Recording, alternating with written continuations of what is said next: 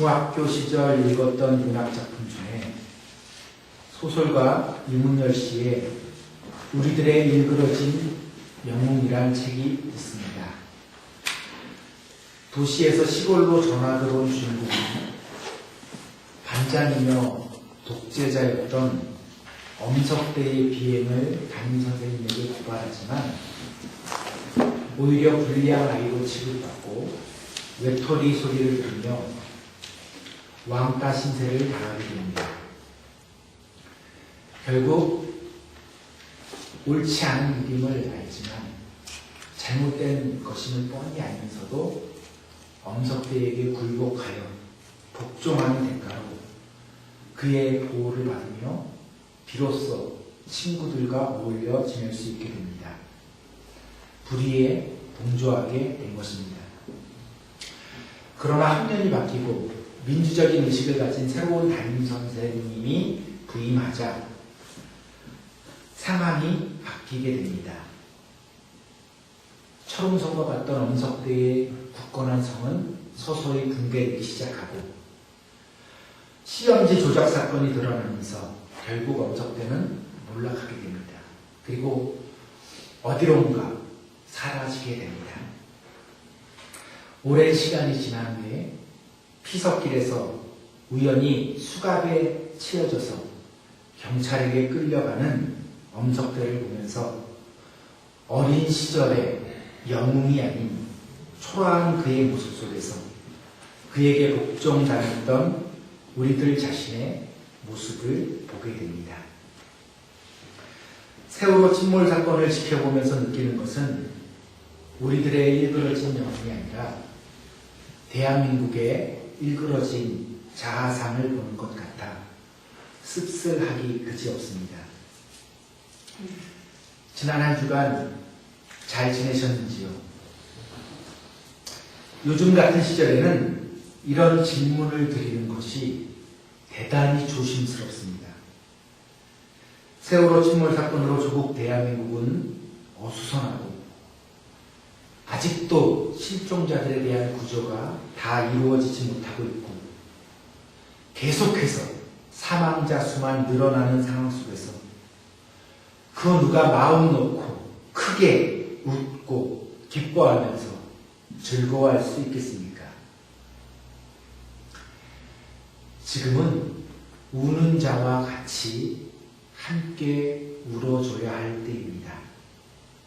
같이 아파하고 같이 안타까워하고 같이 애통해하고 같이 고통에 참여하면서 슬픔을 위로할 때입니다. 세월호 침몰 사건은 모든 부정과 부패, 불법과 편법과 탈법이 총망라된 비리의 종합예술, 부정부패의 종합선물 세트라고 칭하기에 조금도 부족함이 없는 완전한 개판입니다. 승객들을 구조해야 할 골든타임, 가장 소중한 시간에 선장과 선원들은 회사와 긴밀히 연락을 취하면서 대피시키라는 명령도 무시한 채 3배 이상 초과해서 실은 물품의 수량을 조작하고 있었습니다. 세월호는 배를 사들여오는 처음부터 침몰되는 마지막 순간까지 단 한 가지라도 제대로 정확하게 시행된 것이 없습니다. 이것이 어떻게 가능했을까요? 대한민국이 썩었고 일그러진 어둠 속의 자아상을 가지고 있기 때문입니다. 얼마 전 마친 소치 동계올림픽에서 대한민국은 기대에 못 미치는 저조한 성적을 거두면서 홀로 금메달 3개, 동메달 1개를 딴 상관하게 빛나는 안현수 러시아 대표 선수를 보면서 씁쓸하고 안타까운 마음을 가져야 했습니다. 안현수 선수는 숏트랙 역사상 존재하는 가장 뛰어나고 훌륭한 선수입니다. 세계 최고의 기록을 보유하고 있기도 합니다. 국가대표팀 감독이었던 해설자의 설명에 의하면 쇼트트랙을 위해 태어난 사람, 그가 바로 안현수 선수라는 것입니다. 그런데 체육계의 잘못된 관행, 온갖 비리, 심지어는 승부 조작, 선수 선발에서의 부정이 결국 안윤수 선수라는 찬란한 모습을 러시아로 떠나보내게 했다는 것입니다. 법조계는 어떠합니까? 떡값 검사라는 호칭이 생겨나고 하루 노역 5억 원을 판결하여 죄인을 기호하는 판사가 공분을 사고 전관예우라고 하는 명목하에 판사나 검사, 법조계의 고위직들이 로펌에 들어가게 되면 하루아침에 적게는 몇억 원에서 보통 몇십억 원의 고액의 연봉을 받는 법조계. 이미 성경에 나와 있는 대로 가장 공정하고 올바른 판단을 내려야 할 법원에 부정과 부패가 심각하다는 것은 우리 모두가 다 알고 있는 사실이 아닌가요? 오죽하면 무전유죄, 유전무죄라고 하는 말이 생겨나겠습니까? 금융계는 어떠합니까? 부산저축은행 사태를 보면 금융감독원의 최고위직이 이 사건을 무마하기 위해서 얼마나 깊게 관련되어 있습니까? 이명박 정권에서의 실세들이 줄줄이 감옥에 갔습니다. 금융감독원 직원들이 개입하여 주가를 조작하고 돈을 받아 챙깁니다. 감독을 하라고 했더니 오히려 자신들의 직위를 악용해서 거액의 사기를 치고 있으니 무엇라 더 말할 수 있겠습니까? 고양이에게 생선을 맡긴 꼴이 되었습니다. 교육계는 어떠합니까? 요즘 학교와 선생님들이 주도적으로 학생들의 내신 성적을 조작해주고 있습니다. 대학 교수가 되기 위해선 실력과 학위가 필요한 것이 아니라 재단에 기부해야 할 거액의 돈이 필요한 세상이 되었습니다. 주관적인 평가가 이루어지는 예체능계는 더더욱이 부정과 부패가 심각합니다. 9시 뉴스를 통해서 대학 입시 때만 되면 늘 단골로 듣는 이야기들 아닙니까? 경찰은 어떠합니까? 단군 이래 최대의 사기 사건으로 피해자가 무려 5만 명, 피해 금액이 4조 원에 달하는 희대의 금융 다단계 사기 사건에서 범죄자 조입하는 해양 경찰의 도움을 받아서 중국으로 밀항했습니다. 도망친 이후에도 계속해서 권력과 경찰에 세심한 비호를 받았습니다. 범인을 잡아야 할 경찰이 오히려 도망치게 해주고 숨겨주고 도와주는 것입니다. 경찰이 아니라 조폭경호원, 범죄자 보디가드가 되는 상황이 되었습니다. 대한민국 사회는 어떠합니까? 국가와 사회의 기본은 가정입니다. 그런데 2008년도에는 버젓이 바람난 가족이라고 하는 제목의 영화가 상영되기도 했습니다. 한국 사회가 얼마나 불륜에 노출되어 있는지를 잘 보여주는 것이라 하겠습니다. 정부의 통계자료에 의하면 성매매 여성의 수가 27만 명에 달하고 성매매가 가능한 업소가 무려 19,1,500개이며 19,150개이며 단란주점과 유흥주점이 51,354개입니다. 전 국토가 유흥가로 물들고 있습니다.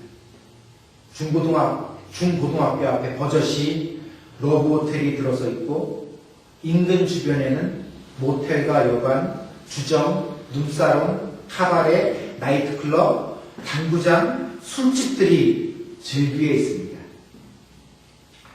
2013년도에는 뉴스를 통해서 원전 마피아란 생소한 용어를 듣게 되었습니다.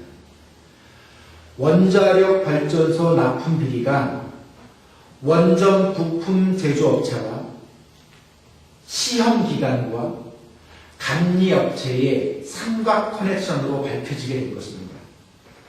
국민의 생명을 담보로 발전소가 잘못되어 핵물질이 유출이 되든 말든 자신들의 배만 치운 양심에 화인 맞은 자들이 세상에 드러나게 된 것입니다.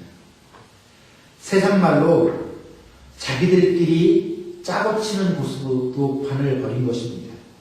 여기에는 국민도 국가도 없었습니다. 오직 자신들의 이기적인 배만 채우려는 더러운 탐욕만 가득했습니다.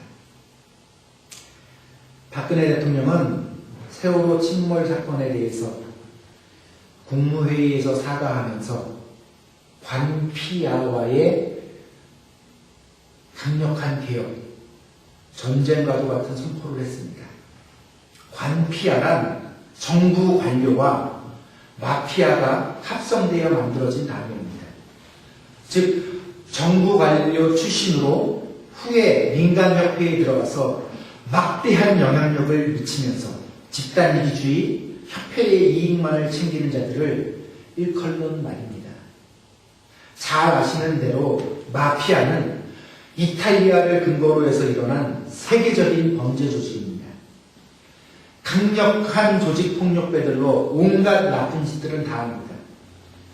그런데 관료 출신들이 마피아처럼 행동한다는 것입니다. 깡패입니다. 조폭입니다. 그래서 관피아입니다.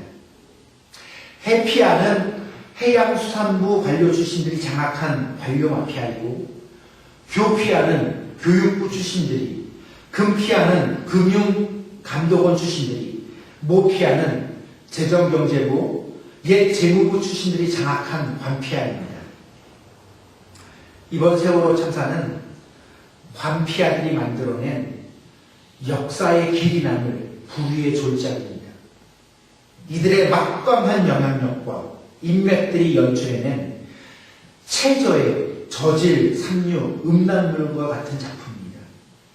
다시 있어서는 안 될 최악의 창작물인 것입니다. 종교계는 어떠합니까?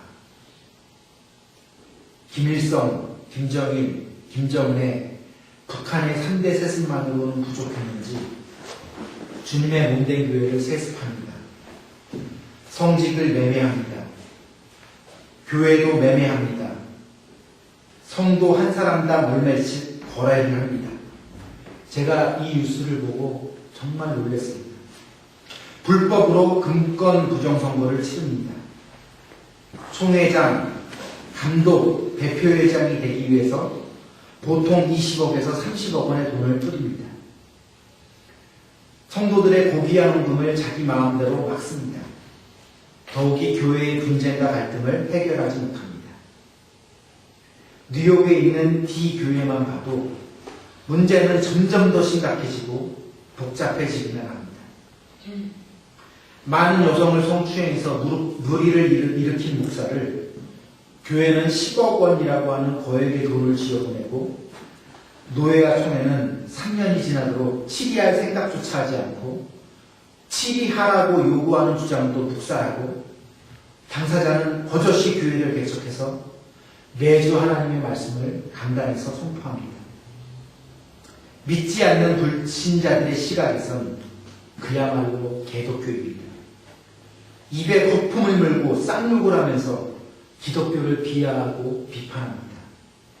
이것이 한국교회, 한국 기독교의 어두운 현실입니다. 예수님께서는 산상수훈의 가르침에서 너희는 세상의 빛이요 너희는 세상의 소금이라고 말씀해 주셨습니다. 예수님을 구주로 영접하고 살아계신 하나님의 아들이라고 믿고 따르는 교회는 어두운 세상을 밝히는 빛이어야 하고, 썩어지고 부패하는 것을 막아주는 소금이어야 하며, 무엇보다도 소망 없는 세상 속에서 살만 나는 세상을 만드는 맛을 내는 진정한 소금이어야 한다는 것입니다. 그런데 한국교회는 어땠습니까? 대한민국을 비치는 빛이었고 맛을 내는 소금이었는지요. 세월호 희생자들을 애도하는 많은 일반 국민들이 한결같이 눈물로 하는 이야기가 있습니다. 정말 미안하다. 어른으로서 아이들에게 정말로 미안하다. 그렇게 회개를 합니다. 도대체 무엇을 잘못했다는 것입니까? 합동 분향소를 찾은 이 많은 국민들이 모두 청해진 해운과 관련되어 있다는 것입니까? 아니면 구조작업에 혼선을 빚은 관련 책임자들의 가족들이라도 된다는 말입니까? 그것도 아니면 도대체 왜 그렇게 미안해야 하는 것입니까? 그것은 대한민국 국민 절대 다수가 부정과 부패, 불의, 불법이 용납되어지는 사회를 만드는 일에 적극적으로 동참했고 때로는 방조했고 잘못된 일인 줄 알면서도 모르는 척 묵인했기 때문입니다. 그렇게 구도통장의 산업화의 영광에 가려진 그늘을 용인하면서 자신도 부동산 투기에 참여했고 뇌물을 바치는 일을 당연시했고 서류를 조작하는 일을 가볍게 여겼습니다. 이렇게 부정부패의 잘못된 시대의 조류 속에 포함되어 있는 어른들로서 죽은 아이들에게 미안하다는 것 아닙니까? 바닷물 속에 녹아있는 염도는 평균 3.5%입니다. 그런데도 놀랍게도 바닷물 전체는 짭니다. 짜도 보통 짠 것이 아닙니다. 3.5%만 짠 것이 아니라 바닷물 전체가 짭니다. 소금이 완전히 녹아서 맛을 제대로 내기 때문입니다. 대한민국 사회에 속한 기독교인이 몇 %입니까? 한때는 1200만 성도를 자랑하기도 했습니다. 국민 전체의 25%가 기독교인이라고 하나님께 영광을 돌린다고까지 했습니다. 그런데 지금은 마이너스 성장으로 900만 또는 800만을 이야기합니다. 또 모르겠습니다. 지금 이 순간에도 신자들이 급속히 빠져나가서 700만, 600만으로 줄어들고 있을지도 모르겠습니다. 세월호 참사 앞에선 한국교회는 회개해야 합니다. 어둠을 밝히지 못하고 맛을 잃어버리면 밖에 버려져 사람들에게 밟힌다고 했습니다. 부끄럽게 된다는 것입니다. 전 세계인들 앞에 우리는 큰 망신을 당하고 있습니다. 교회가 제대로 빛을 발하고 소금으로 맛을 냈더라면 절대로 이번 침몰과 같은 일은 일어나지 않았을 것입니다. 교회가 빛을 잃어버리고 소금으로 맛을 잃어버렸기 때문에 이와 같은 대재앙이 일어난 것입니다. 철저한 인재였던 이번 사건은 본래 일어날 수 없었던 일, 일어나서는 안 되는 일이었습니다. 그런데 왜 일어났습니까? 부정과 부패를 쉽게 용인하고 불법을 용납하는 사회 구조가 이런 악을 잉태한 것 아닙니까?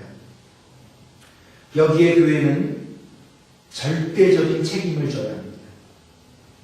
한국교회는 무한 책임을 지는 자세로 회개해야 합니다. 바닷물에는 소금이 불과 3.5% 뿐이어도 짭니다. 그러나 대한민국은 국민 중 기독교인이 4분의 1, 5분의 1에 달하는데도 불구하고 온갖 부정과 부패가 심각합니다. 교회는 도대체 무엇을 가르쳤고 신앙과 삶은 어떻게 조화가 되는 것입니까? 한국교회는 깊이 참여해야 합니다.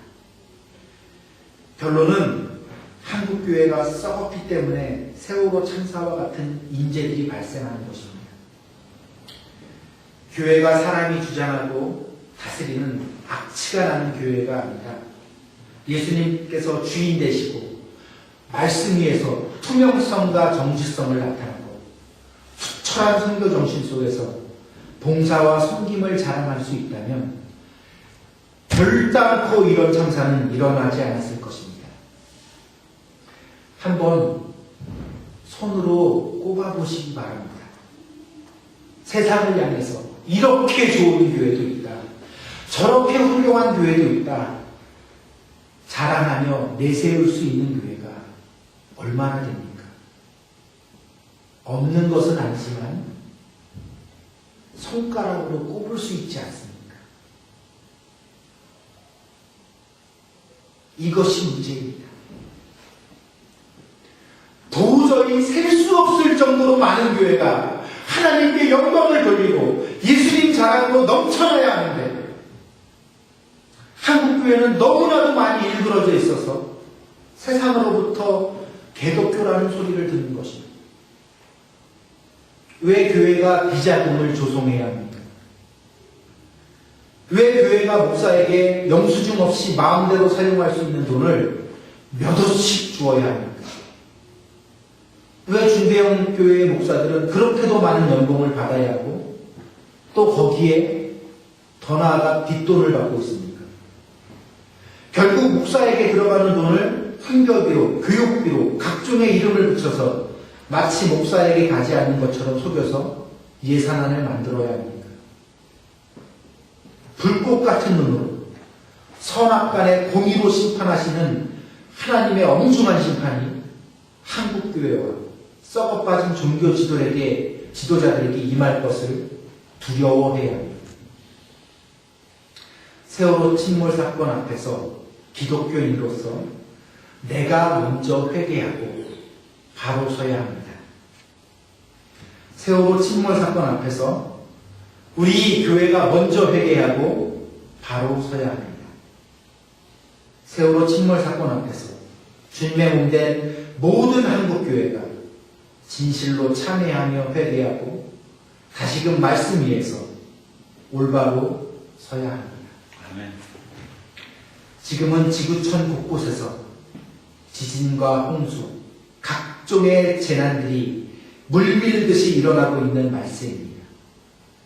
말세 중에서도 말세입니다. 회개하라, 천국이 가까웠느니라 외치셨던 예수님의 말씀이 다시금 우리들의 심령 속에서 외쳐 울려 퍼질 수 있기를 원합니다. 너희의 착한 행실이 곧 피시고 소금으로 맛을 내는 것이라고 말씀해 주고 있습니다. 그리스도인의 선행이 하나님께 영광이 된다고 했습니다. 이 말은 다른 말로 표현하면 그리스도인의 악행은 곧 하나님께 욕을 끼쳐드리는 일이 된다는 것입니다.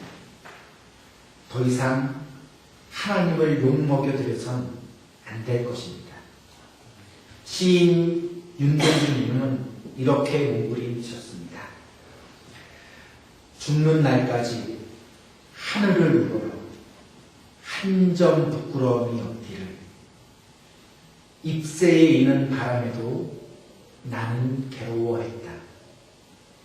별을 노래하는 마음으로 모든 죽어가는 것들을 사랑해야지. 그리고 나한테 주어진 길을 걸어가야겠다. 오늘 밤에도 별이 바람에 스칩니다.